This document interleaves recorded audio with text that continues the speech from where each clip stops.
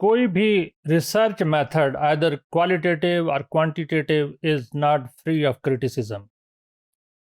हमारे नाजरीन ये या आप स्टूडेंट ये हमेशा सोच रहे होंगे कि हर मेथड के ऊपर क्रिटिसिज्म है, तो what is the logic to use it. Science की डेफिनेशन, रिसर्च की डेफिनेशन हमेशा से यही है कि हम बेटर की परसुएशन में होते हैं कि हमें अच्छा ऑप्शंस मिले, अच्छा वर्क मिले, अच्छे टूल्स एंड मेथड्स मिले, मोस्ट एक्यूरेट हों, रेडीमेड हों और इजीली अवेलेबल हो।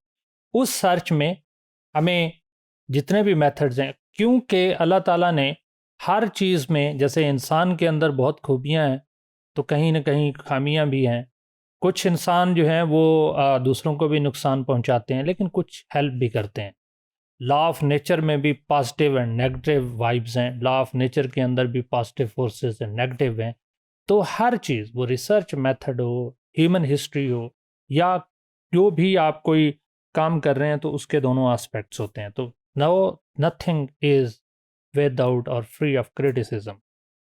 क्वालिटेटिव कंटेंट एनालिसिस के ऊपर भी इसी तरह का क्रिटिसिज्म है। एक time consuming, you have to read the piles of literature, piles of text, या you have to watch the a list of movies. एक मूवी 3 घंटे की, आपको 1000 मूवीज़ दी जाएँ तो टाइम कंज्यूम देख लें। लेकिन वो ज़ाहिर है हम सैंपल उसका ड्रा करते हैं, सिस्टमेटिक सैंपल हो सकता है, रैंडम सैम्पलिंग हो सकती है, और फिर उसके मुताबिक या आप थ्योरेटिकल सैम्पलिंग भी यूज़ कर सकते हैं।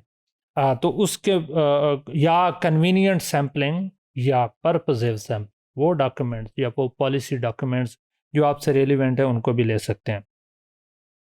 कुछ लोग कहते हैं कि कंटेंट एनालिसिस जो है ये अनसिस्टमेटिक है और डिफ़िकल्ट टू डिवाइस कोडिंग है। मैं मिसाल के तौर पे एक चीज़ को कोड दे रहा हूँ, कोई दूसरा किसी और को दे देगा।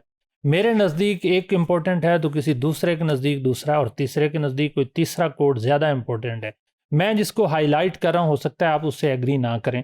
बीइंग अ रिसर्चर, तो आपकी अपनी कोडिंग होगी, आपके अपने मीनिंग ड्रा होंगे। तो ये ओवरऑल क्वालिटेटिव रिसर्च का प्रॉब्लम है, लेकिन कंटेंट एनालिसिस के साथ ज़्यादा इम्पोर्टेंट है। फिर इसकी problem in authentication of the source of data, कि जो आप सोर्स ले रहे हैं, मैं मिसाल के तौर पे यूथ पे अगर काम कर रहा हूँ तो पॉलिटिकल पार्टी की स्पीचेस ले रहा हूँ, कोई और यूथ पॉलिसी का एनालिसिस कर रहा होगा, कोई तीसरा जो न्यूज़पेपर्स के अंदर रिपोर्टिंग हो रही है उस पर कर रहा होगा, तो सोर्स डिफरेंट हो गया। और फिर अगर आप सबका करना चाहें तो आपके लिए शायद चैलेंजिंग हो, कॉन्सेप्चुलाइजेशन में भी, थ्योरेटिकल अंडरपिनिंग में भी, और उसकी एम्पिरिकल वैलिडिटी में भी। फिर कंटेंट एनालिसिस जो है वो खुद ही आप क्वेश्चन करते हैं, व्हाट, वाई एंड हाउ, खुद ही आंसर देते हैं। तो इट्स डिफ़िकल्ट कि क्या जिसने वो स्पीच की है या पॉलिसी डिवाइस की है, उसके नज़दीक भी यही चीज़ें थी या डिफरेंट थी। तो ये काफ़ी मुश्किल हो जाता है कि आप उसको स्टैंडर्डाइज करें, और ख़ास तौर पे व्हाट एंड हाउ का आंसर दें। व्हाट और हाउ का आंसर वही बंदा दे सकता है जो आपका प्राइमरी डाटा का सोर्स हो। वो जो अनऑब्स्ट्रक्टिव रिसर्च का सोर्स है वो आपको नहीं दे सकता। अनऑब्स्ट्रक्टिव रिसर्च वो है जिसमें रिस्पोंडेंट आपके एब्सेंट होते हैं, लेकिन आप उनकी इंफॉर्मेशन, उनका डाटा यूज़ कर रहे हैं, तो अनऑब्स्ट्रक्टिव रिसर्च है। इसको नॉन रिएक्टिव रिसर्च भी कहते हैं।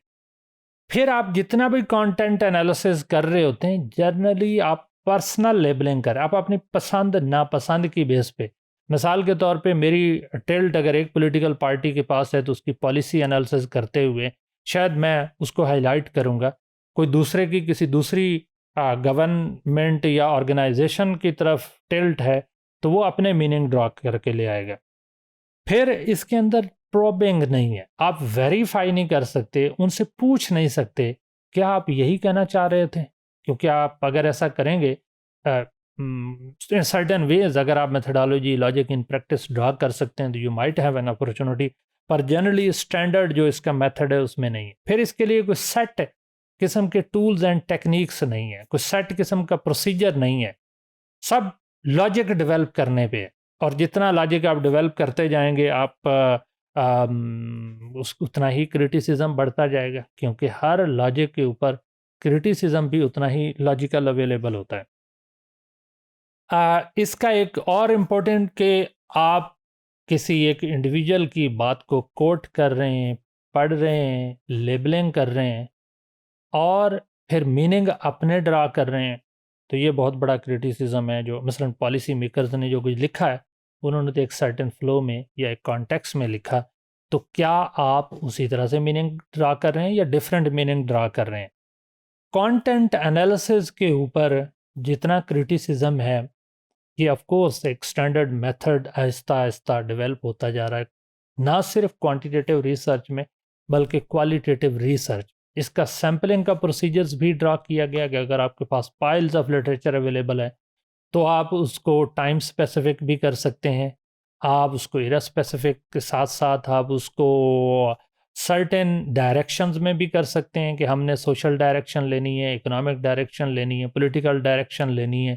تو یہ آپ اپنے طور پہ میننگ ڈرا کر سکتے ہیں، اور آف کورس یہ کلچرل میننگز ہیں اور ان کی انٹرپریٹیشن آپ اپنی طرف سے بھی لا سکتے ہیں، تھیوریٹیکل جو آلریڈی انڈر پننگ ہے اس سے بھی لا سکتے ہیں، لیکن زیادہ تر جو پائلز آف لٹریچرز ہیں اس سے آپ انڈکٹیڈ میتھڈ کے تھرو، لاجک ان پریکٹس کے تھرو آپ اپنے میننگ ڈرا کرتے ہیں.